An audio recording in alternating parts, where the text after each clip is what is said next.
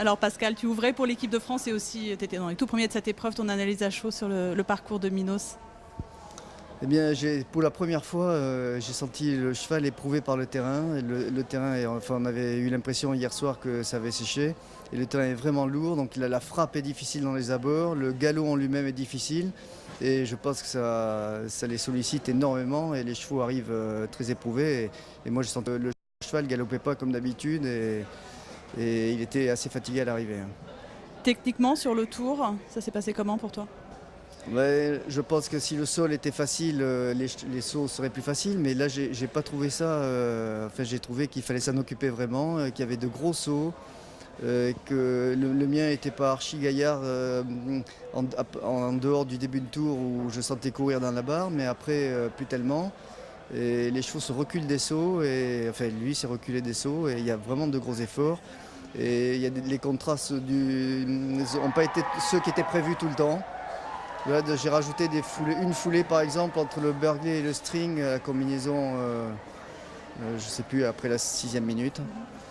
Voilà. Voilà, et donc tu écopes d'un fût sur le dernier gué où avant toi les deux cavaliers précédents s'étaient arrêtés, enfin l'un s'était arrêté, l'autre était tombé.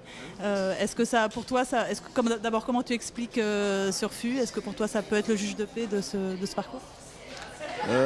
Franchement, les deux premiers gués me semblaient très difficiles. Celui-ci, pas trop, il est très classique. Il y avait une marche avec un directionnel derrière, c'est un peu Normandie Bank, et le cheval normalement monte ça hyper bien. C'est un cheval qui est fantastique pour ce type d'exercice. Et simplement, j'ai peut-être manqué un peu d'oxygène sur le cheval. Et j'ai pas eu la tonicité peut-être qu'il fallait dans l'eau. J'ai eu du mal à le refermer. J'ai pas très bien monté la marche. Et du coup, il n'a pas pu se caser dans le saut de puce entre le contrôle et le poisson, le directionnel. Et du coup, il a trouvé sa place en se décalant un petit peu. Qui est très étroit en plus, ce directionnel. Oui, il est très étroit. Et j'ai peut-être monté la marche un petit peu légèrement décalée à gauche parce que je venais à gauche. Il a peut-être trébuché un petit peu. Il a trébuché. Je sais pas. Enfin, il n'a pas bien monté la marche. C'est ce genre d'obstacle. Il faut effectivement, tout est bien fait si le contrôle est bien monté. Et donc à l'arrivée finalement tu n'écopes que d'une minute, c'est ça, malgré ce refus?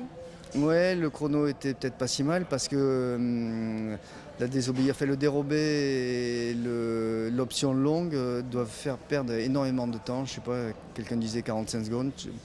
C'est sûr que je finis en 11:30. S'il y avait 45 secondes de moins, ça aurait été un chrono intéressant. Donc tu penses que la solution ça va peut-être être d'optionner directement sur ce dernier gué ou... Je sais pas, je pense que ça dépend de l'état de fraîcheur du cheval. C'est une option longue et qui coûte cher, c'est sûr. L'obstacle en lui-même n'est pas très difficile. Je pense qu'il aurait été en début de tour, il n'aurait posé aucun problème. Peut-être aussi, je ne l'ai pas pris suffisamment en compte. Et maintenant, avec les fautes qu'il y a eu, les cavaliers vont peut-être s'en méfier et rester plus vigilants là-dessus. Donc, finalement, d'avoir enlevé 2 boucles et 1 minute de cross, c'est peut-être finalement une bonne idée. Oui, tout à fait. Je pense que c'est salutaire pour les chevaux. Oui. Merci Pascal.